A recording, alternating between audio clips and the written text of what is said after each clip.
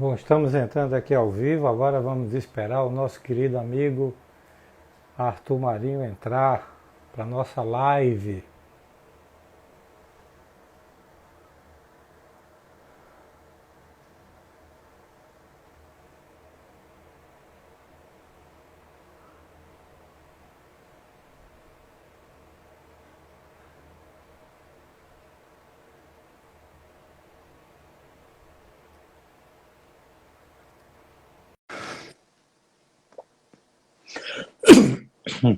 Arthur, aguardando Arthur entrar, já foi mandado o convite. Opa!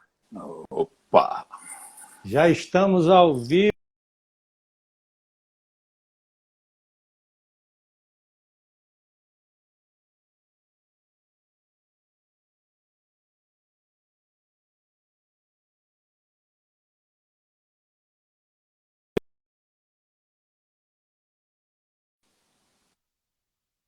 Ele, boa noite. Olha aí, o grande E ó, Anderson meu entrou. cumprimento para todos os ouvintes e interessados nessa temática que nós vamos estar conversando aqui. Tá bom. Arthur Marinho, a nossa live de hoje ela vai tratar do fenômeno Covid-19. Nós vamos falar sobre se esse fenômeno é realmente, se há uma vida após o apocalipse, entre aspas, né? As pessoas, vamos aguardando um pouco, gente, vamos convidando aí as pessoas, clicando aí no aviãozinho e mandando aí para os amigos de vocês, que essa live vai ser muito boa, né? Vai ser de primeiríssima qualidade. Tomara Arthur que sim. Marinho, Arthur Marinho, Arthur Marinho é um natalense.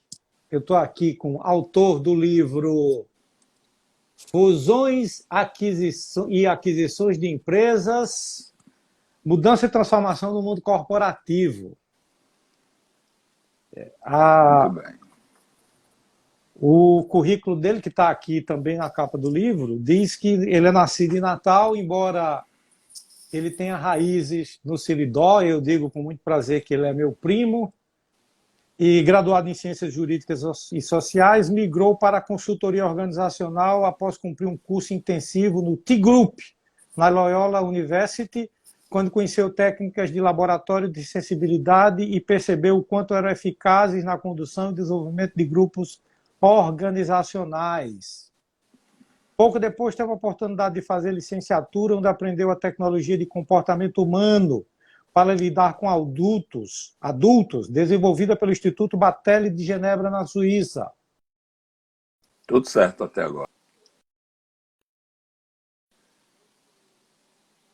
Habilitando-se assim à formação de quadros dirigentes em instituições públicas e privadas. Veio para São Paulo em 1975, fez contato então com a metodologia psicodramática e o potencial que reunia para a sua utilização em situações de treinamento e desenvolvimento de empresas, conscientizando e acelerando percepções dos treinandos. Habilitado como diretor de psicodrama pela Roleplay, pesquisa e aplicação de São Paulo, e em gestão estratégica pelo INSEAD francês. O INSEAD, gente, é uma das melhores escolas de negócios do mundo e é uma escola que eu certamente farei. Ele ajudou a fundar a ABPP, Associação Brasileira de Psicodrama Pedagógico, tendo sido seu primeiro presidente. É fundador e diretor executivo da Tempo, Tecnologia e Métodos e Procedimentos Operacionais. Arthur Marinho, bem-vindo. Que currículo, hein? Olha, foi o que deu para fazer nesse tempo todo. Eu sempre fui muito pragmático e sempre me dediquei a coisas que gerassem ferramentas e gerassem resultados. Foi nisso que eu me dediquei. Mas e Ok, um aí? abraço.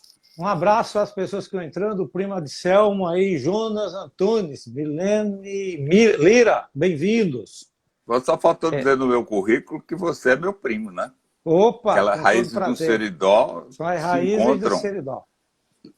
Arthur Uma é das uma... coisas que um natalense com raiz siridoense que foi para São Paulo há 40 e poucos anos e lá fez grande sucesso, sempre em grandes organizações. Arthur fez trabalhos em empresas como, num passado mais recente, num passado um pouco mais remoto, com Citibank, com Coca-Cola, com Natura, com Bayer, com o Banco de Boston e mais recentemente com o Cacau Show, Banco Original, Rodata, Promenon, Usiminas, Western Union, que é uma grande multinacional, Plasticon, entre outras. Arthur, sempre que eu lhe conheci, você trabalhou, você é uma pessoa que faz desenvolvimento da área de pessoas, então nós vamos fazer 10 perguntas para você.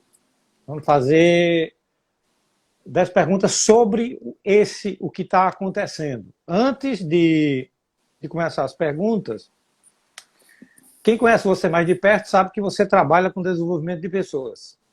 Mais que nesse organograma que normalmente é típico de uma organização, que já trabalhou em empresas com mais de 100 funcionários, você é uma pessoa que atua aqui nesses dois níveis, talvez chegando no máximo a um terceiro. Você é um grande desenvolvedor de pessoas do nível elevado. Então, dentro dessas empresas que nós falamos, você sempre atuou na cúpula. E faz com que, eu acho que a sua metodologia, você pode falar sobre isso, faz com que esse conhecimento seja depois distribuído para a base através das pessoas que você mesmo treinou. É isso? Então, sem dúvida. Você é um grande montador de team building. Para as pessoas que não trabalharam em empresas maiores, você pode falar assim rapidamente o que seria o team building, que para mim é uma das coisas mais importantes que existem? Muito bem. Na verdade, são três ferramentas que nós desenvolvemos: o team building, o teamwork e o team action. O team building é uma situação de abordagem de grupo e que necessariamente tem que estar presente o número um e o grupo respectivo. No teamwork, o número 1 pode não estar presente. No teamwork, a gente já vai abordar mais as interfaces, por exemplo, gerente dessa área, dessa e dessa, para trabalharem melhor juntos. E o team action é uma forma de mobilizar contingentes grandes de pessoas para metas difíceis, impossíveis, criar uma movimentação forte no contingente humano. Quer dizer, então, Arthur, que se você não muda a cabeça do principal, você não tem uma equipe. Eu me dediquei muito a trabalhar esse segmento porque é a cabeça organizacional. Se você imaginar a empresa como um corpo, a cabeça decisória, a cabeça dos propósitos, a cabeça dos valores, vem tudo daí. Então, se acertar aí, como você diz ainda há pouco, vai cascateando para a base de uma forma bastante desejável. A gente vai acertando o sistema todo. É como, por exemplo, fazer consultoria é meio como você pegar uma mangueira e quando você molha de cima, você molha de cima para baixo, vem molhando, vem acertando o sistema todo. Se você tentar de baixo para cima, quem sai molhado é o consultor, entendeu? Porque a água vem em cima dele. É uma boa metáfora, é uma boa metáfora. Gente, vamos convidando aí com um aviãozinho aos amigos de vocês, porque eu vou tentar extrair aqui o máximo de informação de Arthur, que tem muita coisa para mostrar para a gente. Como eu disse a vocês, nós vamos fazer 10 perguntas matadoras para o Arthur, que estão... Essas perguntas são matadoras do tema, né? Matadoras do tema, não matar o Arthur. Do Arthur. A primeira pergunta... Eu digo isso, eu faço essa ressalva porque você é matador. Quando você quer fazer uma pergunta para ninguém responder, você faz. Quero registrar aqui a presença do meu amigo André Lali, que muito nos honra, né? Minha família, amigos, Acelino, enfim, sejam muito bem-vindos. Vamos convidar, que aqui essa live vai ser poderosa. Arthur Marinho, das 10 perguntas, eu vou começar com a primeira, que é a do nosso tema. Nós estamos realmente vivendo um apocalipse? diante das expectativas muito ruins que a gente vê por aí? É uma pergunta ótima para começar essa conversa. Primeiro, porque eu não acredito nisso. Eu não acredito que nós estejamos vivendo um apocalipse ou que venhamos a viver um apocalipse nas empresas, nas organizações. Eu acho que muitos falam da expectativa desse cataclismo econômico, econômico-social, mostrando cenários aterrorizantes, essa coisa toda. O que está acontecendo, na verdade, é que a indústria do medo ela está ativada. Está ativada, está disseminando cenários críticos para a condição humana. E eu digo sempre, acredite, tem muita gente ganhando dinheiro com isso, ganhando fortunas, manipulando informação, etc. A mídia, por outro lado, num comportamento insano, mas lucrativo, porque vende imagem, vende fatos e leitura, ela fica gerando suposições que agiganta, que vão tornando a coisa muito pior. O ser humano suscetível a tudo isso se vê ameaçado, se vê inseguro, se vê retraído e imobilizado. E é sobre isso que nós devemos conversar aqui. Acordar esse ser humano para a ação, para botar ele com vontade de encarar o bicho, entendeu? Porque a situação só é resolvida com muita vontade. Tem um negócio que eu gosto de dizer, e vou começar falando dele aqui, sobre as crises. Tá. Sobre as crises. Uma coisa que eu aprendi lá atrás, em outras situações de crise, que diz o seguinte: a pior será sempre aquela que você ainda não tem a solução. Quando você olha para qualquer crise que você resolveu, do ponto de vista pessoal, do ponto de vista organizacional, do ponto de vista de economia brasileira, você vai ver que enquanto não encontraram a solução, aquilo não deixava ninguém dormir. Hoje você olha para a crise e tem a impressão que aquela não foi. Essa é que é a pior. Por quê? Porque essa a gente ainda não sabe o que fazer com ela. Mas Perfeito. é por aí. Eu acho que Eu tenho uma pergunta para não há você. uma coisa. Eu não vejo nada terrorífico. Eu vou falar com franqueza, com lealdade, e vou dizer que há coisas muito preocupantes aí. Não é um carnaval, não é uma coisa que... Não, nós vamos passar por coisas muito difíceis, e vamos falar delas. Vamos falar Mas se delas. preparando para lidar com elas, né? Que é o melhor. Ótimo. Eu vou continuar aqui. Antes, quero deixar um abraço aqui para meu amigo Kleber Nóbrega, grande consultor que está aqui nos prestigiando. Tem uma live dele daqui a pouco, eu acho. E para o meu amigo Jorge Alberto Tenório, presidente da MUBI, que faz as melhores camisas do Brasil aqui em Parnamirim, no Rio Grande do Norte. Para o meu amigo Cliff. Arthur, todo Pode mundo ver. me pergunta isso. As pessoas vão perder o emprego? Pergunta número 2. Olha, o que eu tenho para dizer é que vai haver desemprego. E vai haver bem mais desemprego do que houve. Empresas vão falir, empresas vão ter que acertar um tamanho menor, elas vão passar por situações de reengenharia, situações de fusões e aquisições, que é uma fórmula de racionalização e de superação de dificuldades. Eu posso falar disso mais adiante, sobre as fusões como solução. Mas a reengenharia, não imagino ninguém que vá trabalhar nesse momento com uma reengenharia para um tamanho maior. Todo mundo vai para um tamanho menor. Isso vai implicar numa avaliação do efetivo. É uma avaliação que tem que ser justa, sobretudo justa. O princípio de justiça é um princípio decisivo nas relações interfuncionais. Hoje, os negócios eles são de 4 tipos. Eles vão conviver com 4 circunstâncias, todos os negócios, né? O primeiro deles é o negócio em crescimento. Quer dizer, tem realmente negócios que estão crescendo, estão se desenvolvendo, estão fazendo as farmácias, o ramo farmacêutico, o ramo da comida, do delivery, do expresso,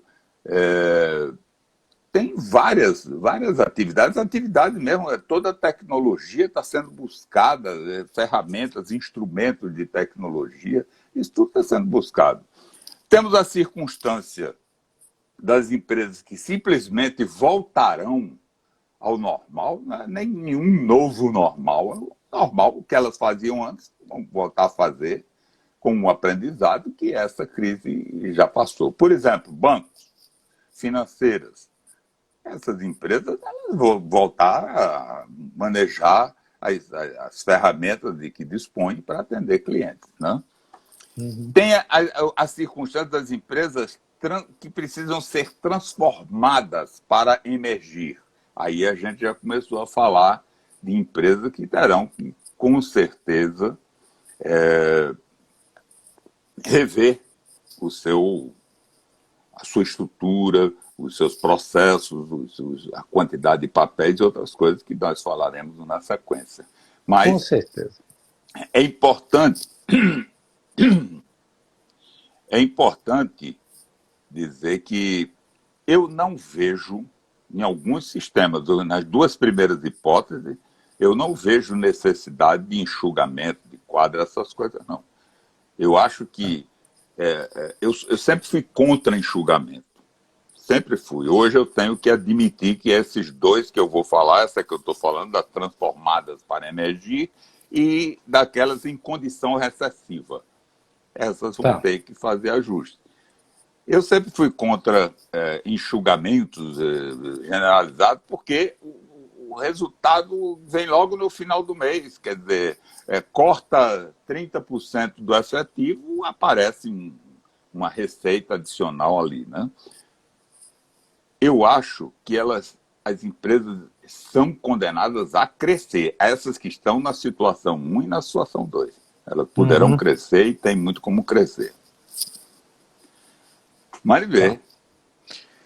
Então você está dizendo que vai ter desemprego, que as empresas vão ter que se reinventar e que a crise não atinge todo mundo da mesma maneira. Eu sei que a indústria de vestuário já está nos ouvindo, eu tenho números que caiu 80%, mas eu sei que serviços como Netflix, como entrega, como delivery, enfim, streaming, por exemplo, subiu bastante, né? Subiu bastante. Terceira pergunta. Quanto tempo quem perdeu o emprego vai levar para ser recontratado? Isso gente, aí, essa live está boa, vamos chamar o pessoal, vamos usar aqui o aviãozinho, convidar os amigos. Eu preparei até uma anotaçãozinha aqui, porque essa pergunta é muito importante. Muita gente fica com essa expectativa. Você imagine que, concretamente, nós já tínhamos 12 a 13 milhões de pessoas desempregadas pelo que tinha acontecido com a nossa economia no passado recente. Então, não deu nem para resolver isso e já temos mais, né? Então, reempregar nessa fase não vai ser uma coisa fácil, embora quem estava empregado e perder agora o emprego está mais aquecido, está mais próximo de conseguir chegar lá. Mas é preciso aproveitar esse momento. Essas pessoas têm que estudar, têm que ler, têm que, sobretudo, se atualizar tecnicamente. O que faz, o que tem de mudar. Eu sempre digo o Google. Se qualquer pessoa colocar ali no Google e pesquisar a respeito, ela vai ter uma informação extraordinária sobre o que pode fazer, onde vai ler. Até cursos gratuitos estão sendo oferecidos nesse sentido. Então, o que a gente tem, na verdade, são 4 impactos grandes nessas pessoas que perderam o emprego e que terão que atravessar esses impactos para voltar a um regime de emprego. O impacto funcional, que tem a ver com a grana imediata, tem que ver com as coisas. Então, isso tudo vai mexer muito com a ansiedade delas e pode dificultar. O povo vai ficar sem dinheiro. Vai ficar sem dinheiro e tem que lidar com isso. Muita gente vai ter que lidar com isso. Depois vem o lado social, o impacto social. As pessoas perderam o lazer, perderam a convivência, perderam as interações de festas e bailes e coisa que tal. Então, há também um impacto muito forte dessa crise no aspecto aspiracional. As aspirações, Aspiracional. as aspirações das pessoas foram mexidas. Isso é um fenômeno que a gente via no passado nas fusões e aquisições, porque as fusões e aquisições, eu posso adiantar logo isso, elas são uma forma de racionalização e de sobrevivência institucional. Mas é uma forma de racionalização, por quê?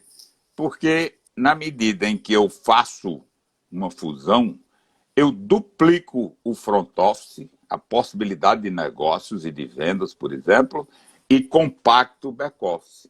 Eu não preciso de 2 RHs, de 2 jurídicos, de 2 administrativos, de 2 financeiros. Então, isso aqui dá uma compactada.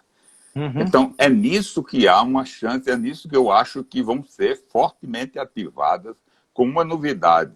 A minha previsão é que essas iniciativas de fusão, elas sejam desenvolvidas em empresas de porte médio e até pequeno. Tá. Juntar 3, 4, 5 pequenos para dar um, entendeu? Você está dizendo aí o seguinte, tem 3, 4 empresas em dificuldade, se junta, forma um e essa uma escapa, né? Escapa e as pessoas que fazem parte dela também escapam, porque nem todas têm a mesma dificuldade de caixa, por exemplo. Então, se um tem menos, ele vai se compondo, comprando, ajustando e tem a liderança do sistema novo, entendeu? Mas os outros estarão como que, aspas, empregados no próprio negócio. O Júlio Braga está perguntando se é o momento de estudar e melhorar os conhecimentos. Concorda, Arthur? Eu acho que é o momento de afiar o machado. Plenamente, plenamente. Essa é a coisa mais importante, até porque está todo mundo com tempo para fazer isso. Está todo mundo em casa, todo mundo hoje tem um computador, tem uma forma de verificar caminhos que possam ser tomados. Então, essa é mesmo a forma de poder voltar para o mercado, mesmo que continue empregado, mas volta com a cara, com ideias novas, com algumas coisas que eu vou citar daqui a pouco. Pergunta número 4. Isso abriu para a nossa pergunta número 4. O jeito de trabalhar vai mudar? Olhe, o jeito de trabalhar, se a gente considerar esse jeito de trabalhar sobre 2 aspectos, o de trabalho físico, localizado no próprio negócio, como, por exemplo, uma linha de montagem de peças ou alguma coisa assim, de automóveis ou coisas que valham. E, do outro lado, a forma de trabalhar em home office. O home office não é uma coisa nova. Não é uma coisa, aconteceu agora o home office. Até foi um desastre o que aconteceu. Fizeram uma panaceia porque tiveram que mandar as pessoas para casa. Eu assim, vai para casa. Da noite para o dia, foi aquele monte de gente para casa, trabalha lá em home office. Só que isso não é home office propriamente. Home office é toda uma tecnologia. Tem a supervisão em home office, tem a liderança em home office, tudo tem que ser treinado, explicado e desenvolvido. Senão a pessoa fica lá e não sabe nem se está fazendo bem, se está fazendo mal. O home office tem armadilhas terríveis, tem coisas perigosas de interferência de uma série de outras mais. O fato é que, considerando isso, as pessoas fizeram essa experiência, as empresas, e viram a economia que isso provoca, porque era a razão do home office no passado. Era economia.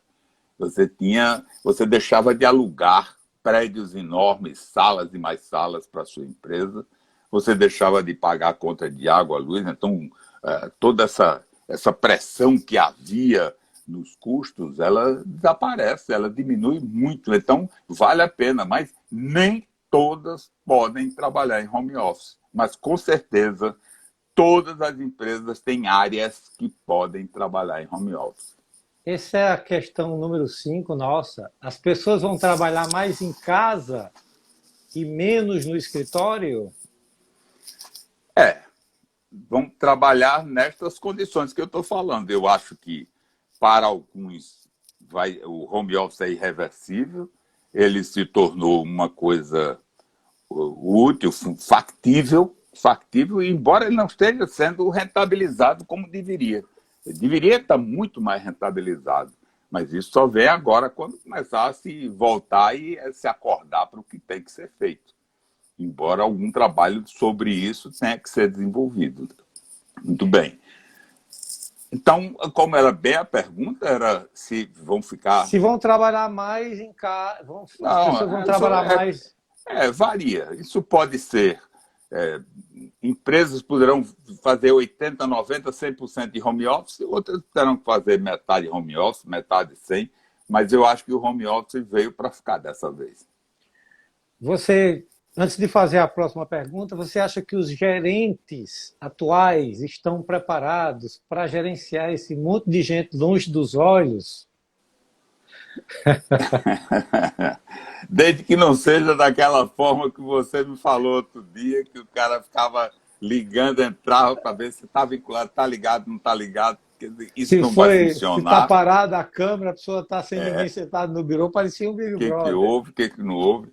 Não, não pode. Isso aí eu não acho que essa coisa não pode ser feita desse jeito. Mas, sem dúvida, existe uma liderança específica para se atender a pessoas em home office. Eu, por exemplo, quando eu fiz o trabalho do Banco Original, o Banco Original nasceu para ser uma home office. Já para ser 100% uma home office. Ela tinha o núcleo central de tecnologia e de soluções bancárias, né, para criar, para facilitar as coisas, mas era um núcleo central. O corpo funcional, os gerentes de conta, eles saíam todo dia de casa, eles tinham que fazer na véspera um planejamento, no dia seguinte eles saíam de casa para ir fazer. A economia em escala que isso produziu viabilizou o banco. Então Incrível. era tudo sem papel, tudo sem complicação, compreendeu? E já era possível e foi possível. Você falou em aspirações. Eu acho que tinha pessoas que tem pessoas que estavam pensando em fazer um curso de universidade antes da crise. Veio a crise, elas pararam, ficaram em casa e quando a crise passar, elas vão talvez mudar de curso.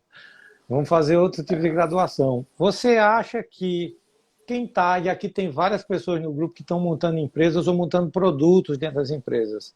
Quem vai construir uma empresa agora, ele já pensa no home office? Já cria dentro dessa nova realidade? O banco original foi assim, né?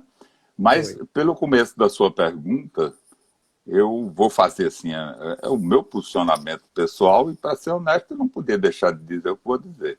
Eu acho que a universidade brasileira terá que se rever numa velocidade muito grande para atender a essas necessidades. Porque uma coisa é a pessoa fazer autocrítica do que ela precisa, do que ela quer, e não tem onde buscar uma pós-graduação que não existe. Uma Tá. pós-graduação que é instrumento, que dê condições dela voltar para o mercado de trabalho, essa briga antiga da universidade com o mercado universidade, mas melhorou muito, tem melhorado muito, muito mesmo. É surpreendente o que já evoluiu. Mas, neste momento, mais do que tudo, a universidade tem que rever os currículos. Sexta pergunta. Tem tudo a ver com o que você estava falando. O que as empresas vão querer dos profissionais daqui para frente? Muito boa. Essa daí eu também fiz uma anotação para trabalhar com o São o grupo, né? pessoal que está fazendo perguntas, mais no finalzinho a gente responde. Guarda aí que a gente terá prazer em Eu responder. gostaria de ouvir perguntas também do grupo, né? Tem duas Mas sobre perguntas. essa pergunta aí, deixa eu responder primeiro essa aí. As Uhum. exigências vão aumentar muito. Eu acho que o profissional nas empresas, os profissionais serão exigidos de uma forma muito mais intensa, muito mais séria. Tá. E as seguintes expertises, eu listei aqui 3, 6, 7 expertises indispensáveis, na minha opinião, depois de mais de 40 anos convivendo com essas empresas, algumas já pediam isso, a grande maioria já pedia essas expertises, as pessoas levavam um pouco na valsa e agora vão ter que correr atrás. Primeira delas, a capacidade de antecipar-se a problemas. Tá. Essa capacidade de se antecipar os problemas, gerando soluções de iniciativa e decisões, porque as empresas vão ter que se descentralizar, isso eu vou falar lá na frente. Mas na medida que elas vão se descentralizar, o profissional tem que tomar as rédeas da coisa, né? Rentabilizar-se. Cada profissional vai ter que ter essa consciência, trabalhar com métricas. No lugar de ter ojeriza, métrica, exigência, ele tem que entender, negociar meios e condições para poder atender aquela métrica, mas tem que entregar. Se ele entregar menos, uma vez, duas vezes, três vezes, ele vai se complicar, porque as empresas vão precisar desse tipo de resposta, né? A terceira... A empresa vai ter um extratozinho, ela vai olhar, você me deu tanto, gastou tanto, teve saldo positivo, fica, teve saldo negativo, sai. Dito assim, parece muito cru, muito frio.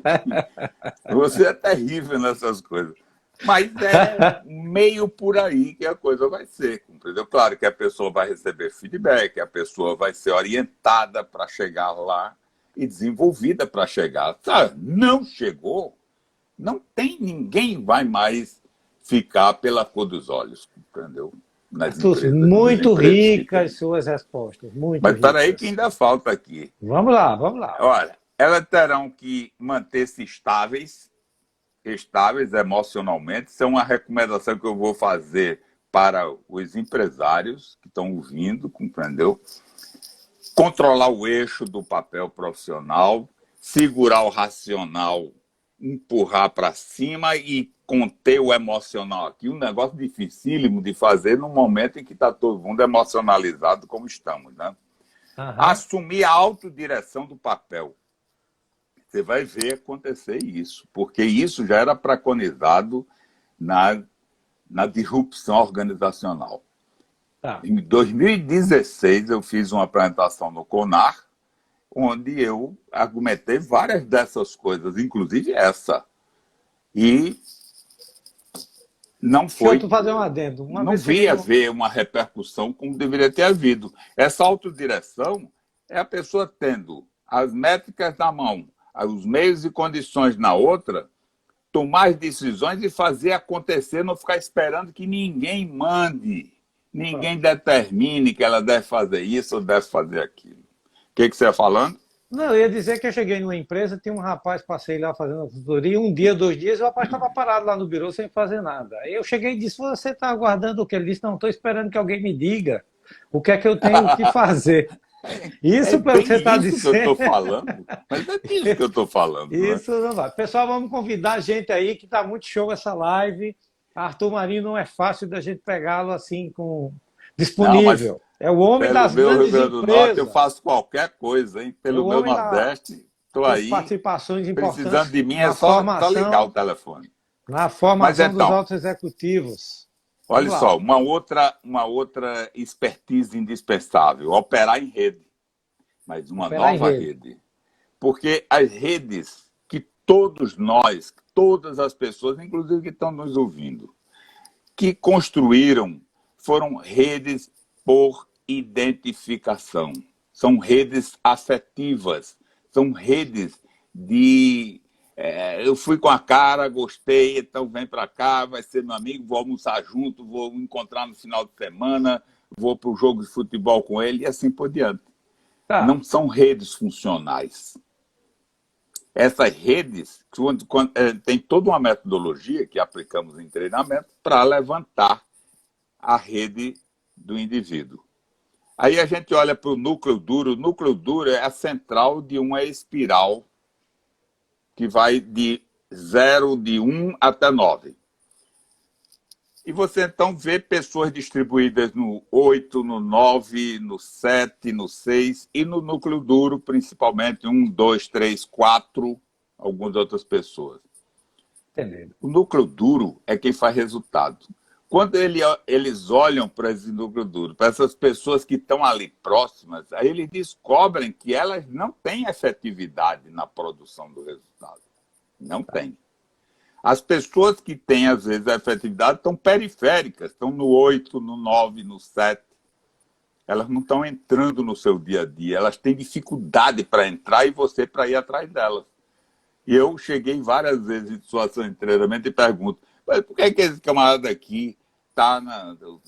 Ele é importante para a produção do seu resultado, é importantíssimo, ele é meu fornecedor. Se ele não me fornecer a tempo e a hora, eu estou encrencado. Mas por que você está botando ele aqui? Porque é um chato. Chato demais, é um cara incômodo, reclamão. Então, olha só, esse cara ele vai ter que ser reconquistado para o núcleo duro, senão não vai resolver isso. Vamos esperar que eles façam, né? Mais responsabilidade e comprometimento, que é indispensável. E a última, um negócio que se fala muito disso, né? O espírito, a dor do dono. Aí fala, todo mundo acha engraçado. Eu me lembro do tempo que começaram a surgir os programas de qualidade. Eu fiz vários trabalhos na BASF nessa época. E aí, nesse programa de qualidade, o que você tinha era o seguinte, não acontecia. Você sabe como foi que a gente conseguiu reverter o quadro? Provando, mostrando e fazendo uma conscientização de que qualidade era bom, inclusive para ele que funcionava, que fazia o produto. Entendeu? Porque não tinha retrabalho, porque tinha um reconhecimento, porque tinha alguma gratificação, alguma coisa. É a mesma coisa. Então, ter o espírito, a dor do dono, isso não é um bicho de sete cabeças. Se você prestar atenção, essa semana eu estava assistindo uma live com Abílio Diniz. E ele dizia exatamente isso. Ele dizia assim, trabalha comigo quem se alinhar com meus propósitos. Que é a forma de você sentir como dono. É alinhado com os propósitos dele. Arthur, você disse duas coisas extremamente importantes. Aí para as meninas, para os rapazes. Você vai sair mais de... Você vai diminuir a quantidade de gente que você se junta, o grupo, para sair para a balada, vai diminuir, deve diminuir, juntar mais com as pessoas que vão produzir resultados. Né? Terão que se aproximar. Eu não diria nem para balada, eu diria mesmo na hora do almoço. Mas está tendo um problema aqui, que é um problema que vai... Mas ele não vai almoçar com aquele cara de quem ele não gosta, mas que seria a peça-chave para dar a solução para ele.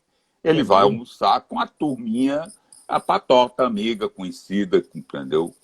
Que está próxima dele.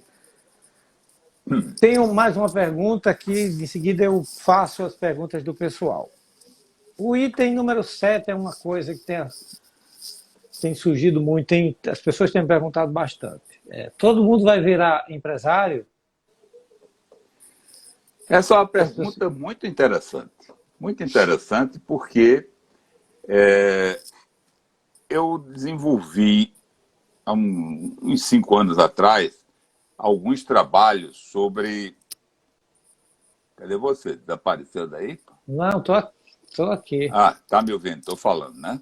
Então, eram pessoas que tinham que tomar uma consciência maior da trabalhabilidade delas. Sempre se falou muito em empregabilidade, fazer cursos, isso, mais aquilo, para melhorar a empregabilidade. Isso continua sendo importante. Mas a trabalhabilidade é um padrão que já existe na pessoa.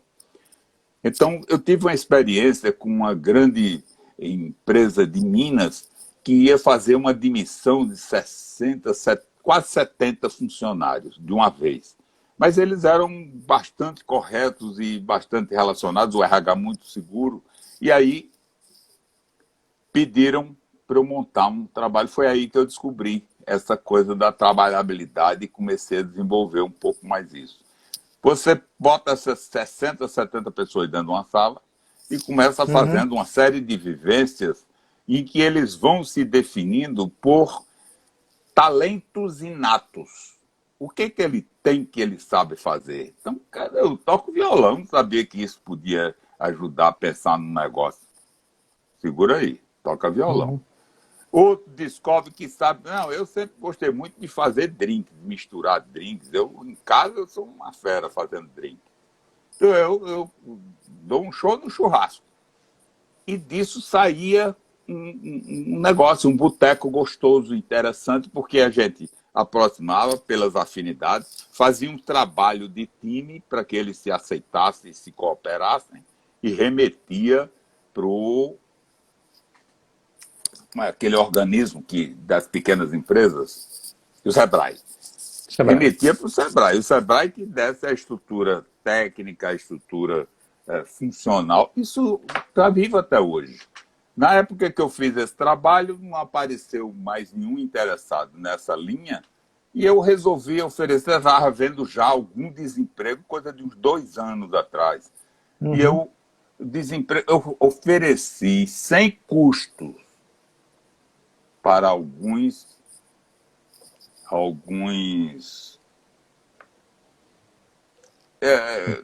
empresas? Não. Sindicatos. Alguns sindicatos. Poucos, uns 2. No segundo eu desisti. Não havia interesse, eles gostavam mesmo da encrenca. Então, não houve interesse e era para ajudar um monte de pessoas que podiam ser ajudadas. E da hoje isso está valendo. Nunca teve valendo tanto quanto está valendo agora. Entendeu? Eu acho que agora deve haver uma maior até disponibilidade para aceitar, né? Com as circunstâncias. Eu acho. A oitava pergunta, eu vou até fazer uma brincadeira, um trocadilho, que é mais mel e menos álcool gel, tá? O que é que significa isso? Quais as habilidades que são eternas e quais as atividades que são voláteis? Porque é a brincadeira do mel e do álcool gel. O mel de abelha é uma substância que ela é muito resistente ao tempo. Você tem casos em que o pessoal abriu tumbas de faraós que dataram em carbono. O mel tinha 3.400 anos de existência em que ele foi colhido. O pessoal abriu o frasco e comeu e estava como se tivesse sido feito hoje. Então, é uma substância extremamente duradoura. Já o álcool gel é alguma coisa que se você colocar aqui e abrir, volátil. Amanhã ela voa. Não está mais. Então, as habilidades, tem habilidades que um profissional desenvolve, que se ele desenvolver hoje, amanhã, ou daqui a 10 anos, elas estão valendo. Tipo, você aprendeu a escrever bem a vida toda. Aprendeu a escrever por Instagram, mudou o Instagram, você não sabe mais escrever? Não, é uma coisa mais volátil. Então, eu queria que você falasse sobre, para o pessoal que tem muita gente nova aqui nos assistindo, qual é aquela habilidade que vai, se ela aprender, aquele comportamento, se ela aprender, vai durar para muito tempo? Né? O que é que você recomenda? Olha, ao nível de emprego, da entrada inicial para trabalhar, sem dúvida, a pessoa tem que, por exemplo, falar inglês. Isso é uma multinacional, qualquer multinacional aqui em São Paulo, a entrevista de contratação é feita já em inglês. Se você não souber entender nem responder, você já está cancelado. Entendeu? Certo. De um modo geral, nos níveis de emprego em que isso não seja exigido, o que continua sendo uma condição muito forte de vínculo empregatício é a lealdade. O vínculo de lealdade, o vínculo de fidelidade com o negócio. É aquela coisa da dor do dono, se identificar com os propósitos e botar o sangue ali, porque vai ser preciso botar o sangue nos negócios. Tá certo. O que mais que poderia citar? De um modo geral, a habilitação técnica, capacidade de planejamento, capacidade de organização pessoal, todas essas coisas serão muito solicitadas. Ou seja, você tem que chegar hoje com uma competência técnica, com toda uma aplicação prática e a possibilidade de se rentabilizar, que eu já falei lá atrás. Uhum. Então, com isso, você consegue. Essas são mel. você fazer o que prometeu, né? Essa correspondência aí é fatal. Se você não fizer, é álcool gel. Se você fizer, é mel. Muito bem, Arthur, muito bem. Boa, boa, boa resposta. Então, gente, assim, tem aquelas coisas, aquelas competências humanas, Tá, o Guilherme está falando aí alguma coisa. nada que Está aprendendo. fazendo. Não, é o É o Guilherme Medeiros. Guide Medeiros, tá? Pronto. Nada do que Nada do que aprendemos aprendemos pode ser se tirado de tirar nós. de Realmente, nós. essa é uma coisa muito importante. Isso que o Guilherme Verdade. está citando. Você pode tirar de uma pessoa o dinheiro dela, as joias dela, os carros dela, mas não tira o que ela tem dentro da cabeça, o que ela aprendeu, o que ela tem para apresentar numa situação de emprego. Isso é fatal. Quem acabou de entrar aqui foi nossa querida amiga Andréia Silvia. Ô, André, como vai você, querida? Que saudade. É uma Ai, figura. Gé, que tempo bom. É, Arthur, Hum. E o as que é um... perguntas que o pessoal estava fazendo, você terminou não Temos fazendo. 9 aqui, em seguida a gente faz a do pessoal, tá? O que é uma crise? Sua experiência de vida nas crises e o que você aprendeu com elas. Nós passamos muitas, né? É, Passamos a. Você a pegou a de crise. 64, pegou petróleo, pegou a de 2008, pegou. Enfim. Né? A crise é um momento de troca de padrão de resposta. E essa crise atual é uma crise de troca de padrão de resposta. O que vem dentro da crise? As possibilidades e as dificuldades. Você vê que possibilidades existem, tanto que tem empresas crescendo. Dificuldades existem, tem empresas com muita dificuldade para superar esse momento. Como é que isso se forma? Há um modelo que a gente desenvolve que começa com os princípios. Então, eu tenho uma ideia de montar um negócio. Eu penso em montar, chamo alguém para ser sócio e coisa e tal, e aí a gente situa. Mas aquilo que a gente desenvolveu no primeiro instante não é definitivo. Aquilo passa pela inteligência, por um mecanismo inteligente de insatisfação. E aí você depura aquele padrão de resposta e ele vai se transformando, ele vira crença. Você chega na empresa e diz, não, a gente acredita que aqui a coisa funciona assim. E aí se seguram nisso, mas ainda tem flexibilidade para mudar. Mas num passo seguinte, essas crenças se transformam em valores. Tanto que muitas vezes a gente chega numa empresa, rapaz, pelo amor de Deus, isso é um valor para nós, não me fala de mudar isso aqui porque não vai dar certo. E dos valores, você até atinge os paradigmas. Quando você atinge um paradigma dentro de uma, a cultura se engessou. Essa Tá. cultura, ela atingiu um padrão máximo de como fazer as coisas acontecerem. Mas aí, a curva da vida dessa organização, ela entra num looping e volta para um novo tempo. Nesse novo tempo, tem que surgir novas ideias, novas proposições que serão crenças, que serão valores. Vamos ter que evitar daqui para frente as certezas absolutas, os paradigmas. Você veja paradigmas assim como o paradigma da qualidade.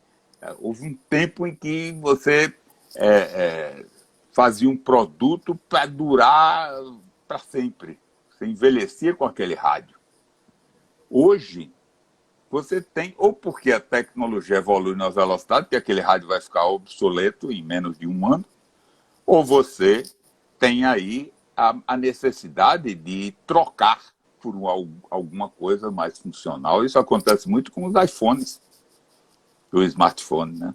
Ele Então, se aí defasa muito rápido. não, e alguns dão defeito mesmo. Dão defeito. Depois de 2 anos de uso, começa a surgir problemas na bateria, problema não sei aonde. Então, essa canibalização do produto, autocanibalização dele, é compreensível. E são paradigmas que ruíram já. Ruíram completamente. Arthur, a 10ª pergunta que nós vamos ter que responder rápido, porque já está chegando aqui o final, para a gente ter chance de responder a pergunta das pessoas. E eu quero falar duas coisas aí. Tem que falar das mudanças nas empresas e as recomendações, o mais importante. Opa! Então vamos para 10. Não, mas eu não vou sair da frente desse negócio sem falar minhas recomendações para os empreendedores, que são pessoas sensacionais. É por onde vai haver uma saída, né? A mudança nas empresas, o ambiente de negócios serão marcados de instabilidade, imprevisibilidade e mudanças constantes. Porque você só diz coisa boa, Arthur? Só tem coisa boa? Só tem coisa boa aí? Mas é preciso de pessoas bem preparadas e bem formadas, entendeu? Para lidar com isso, porque é inevitável. É inevitável, na minha percepção. A redução dos níveis hierárquicos, por exemplo. Isso aí, sabe aquelas inúmeras dobras da sanfona? Você tinha assim, que ia do presidente até o... Você diz que vai diminuir a quantidade de linhas aí? Vai acabar. Vai Essas 5 aí ficam uma ou duas? Uma ou duas no máximo, a minha previsão. Tá. O dono da empresa vai ter que ir para a linha, vai ter que encostar na turma, vai ter que fazer liderança corpo a corpo, que é a liderança que hoje funciona. Não tem receita de liderança. A liderança hoje é a liderança de estar junto, de saber o que põe aquele colaborador dele no eixo e o que tira ele do eixo. Se ele manejar para que ele pegue o eixo, ele é produtivo. Se não manejar e ele sair do eixo, ele vai ser improdutivo. Ponto. Simples assim. Então vem a descentralização decisória que eu falei lá atrás, e terá que vir. Os cargos mutáveis constantemente redefinidos. Olha uma novidade. Cargos mutáveis. Todo mundo vai ser camaleão? Não, as empresas vão ter que aceitar que as pessoas vão ter que aceitar que as empresas, num determinado momento, precisam de você na posição de atacante e vai lhe botar de atacante, você vai ter que fazer gol. Noutra, tem que lhe recuar para fazer um meio de campo. Ou seja, ser polivalente, que não é ser camaleão, é ser polivalente, é indispensável. Equipes multifuncionais, autogeridas e empoderadas, cobradas por métricas. Isso vai ser uma realidade nas empresas. Não tem como fugir disso, né? E, por último, aqui a terceirização, em tudo que for possível. Terceirização também não é panaceia, mas em tudo que for possível, terceirizar vai ser uma coisa muito boa, muito importante. Pronto, já dei meu recado. Agora falta o recado para os empreendedores. É a sua pergunta? A próxima? Não, nós terminamos as 10 perguntas, você pode falar agora sobre os empreendedores. Então eu vou fazer minhas recomendações. E já é para encerrar? Aí tem que ser curto, porque aí tem 4 perguntas aqui de pessoas da plateia. Não, então vamos primeiro priorizar essas perguntas. Vamos ser direto nelas. O Edilson, ele pergunta se a gente vai usar cada vez mais metodologias. Ele cita uma delas, mas eu queria ouvir falar de você. Ou seja, vai ser um trabalho em que a gente use cada vez mais frameworks, mais coisas já desenvolvidas dentro de laboratório para a gestão das empresas? Com certeza. Isso aí não tem o que discutir muito, não. Vamos viver uma era muito da informática, da presença dos meios informatizados para você se louvar nisso e fazer respostas mais rápidas e consentâneas. Segunda. Teve uma moça que perguntou, ela poderia Só pode ser uma pergunta boa. Ela perguntou como é que vai ficar o mercado imobiliário, de venda de apartamentos, vendas de terrenos e tudo mais. Eu acho que, de tudo que você falou, o mercado imobiliário ele não escapa, ou seja, ele vai ser também, quero ouvir sua opinião, cada vez mais se vende mais produto pela internet.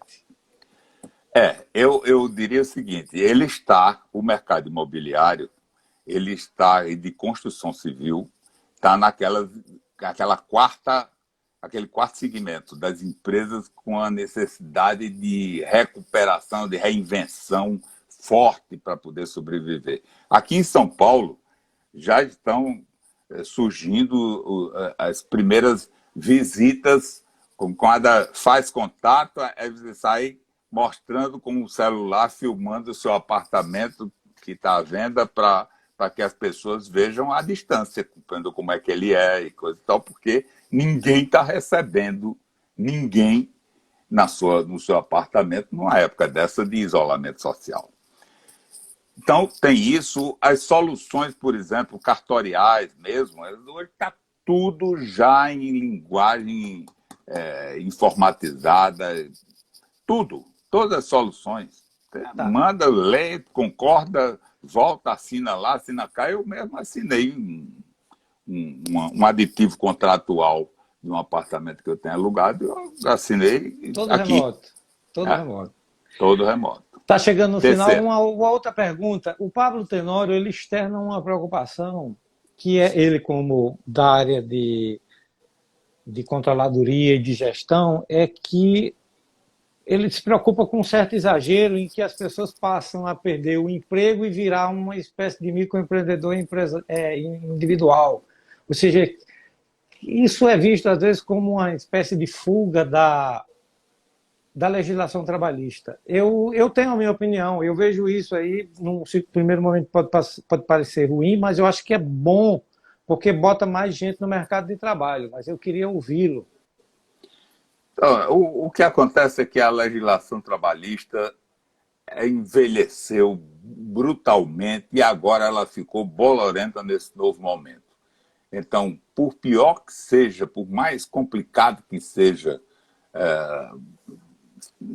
digamos, desregulamentar a legislação do trabalho, não tem saída.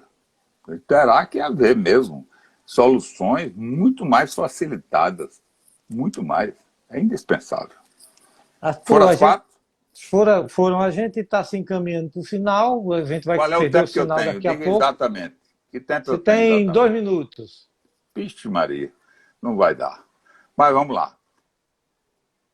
Eu queria recomendar aos empreendedores, principalmente, uma coisa de não demitir seu RH. De um modo geral, em todas as crises, eu vi o seguinte: quando havia um enxugamento, uma redução de efetivo, demite o RH, bota uma pessoa lá só para fazer a folha de pagamento e acabou. Isso é um desastre. Meu amigo Jorge Alberto Tenório aqui sabe muito bem o que é isso. Não pode, o RH tem que estar capacitado, mantido e empoderado para ser um centro de resultado, mas ele tem que se transformar num centro de resultado, numa atividade de business partner para fazer resultado. Abordar prioritariamente a cúpula organizacional para fazer um alinhamento nela, melhorar os padrões de home office praticados, desenvolver autogestão do eixo do papel e começar agora a tomar algumas providências, tipo retomar portfólio de produtos, retomar a cadeia de insumos de fornecedores, retomar a cadeia de comercialização, inventariar recursos, criar núcleo de inovação e atentar para as oportunidades de fusões e aquisições. Isso tem que ser feito. Não adianta pensar de outro jeito. Nós estamos aí com uma experiência de 40 anos, vendo, saindo, entrando, resolvendo e reacertando empresa. Posso fazer a amarração conclusiva? Pode, só comente uma coisa que a Andrea fala aí, que é que, sim, eu vou resumir, ela está dizendo mais ou menos o seguinte, que o jurídico tem que se adaptar à tecnologia e não à alternativa. O que é que você tem visto nos escritórios de advocacia?